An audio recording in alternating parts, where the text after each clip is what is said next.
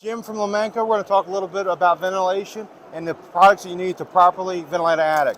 When we're ventilating an attic, what you're looking to do is to turn this attic airspace about every 6 minutes. To do that, and if we understand ventilation, what you have to do is you're going to have this cool, dry air coming at the lowest part of the roof, the soffits, and then of course exiting through the top, which would be your ridge vent.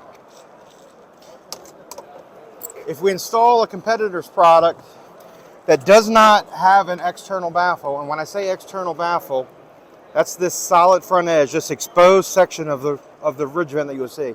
If it doesn't have an external baffle, it will not work. The reason that is, if I take this house, we call this a smoke house, and we fill it up with smoke. Smoke is going to be the heat and the moisture that we're going to try to eliminate from the attic space.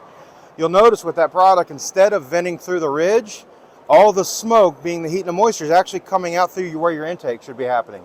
So instead of pulling the cool, dry air in at the lowest part of the roof and eliminating the heat and the moisture out of the peak, it's doing the opposite. So that actually takes that heat and moisture and pushes it down against the living area, raising energy costs, and then putting that moisture into the insulation where you lose your R value. That exact same house, if we take one of the Lomanco products who has an external baffle and you install it, what's going to happen is you're going to see the system right side itself. So now you're pulling that cool, dry air in at the lowest part of the roof and exhausting through the peak. That's all due to this external baffle. What's actually happening here is the wind is blowing from our fan, is blowing up the roof deck, hitting this external baffle, and it's forced up. It then starts spinning over top of the vent. The fancy name for that is the Bernoulli effect. It's a negative pressure vacuum, the same principle that keeps the airplane in flight.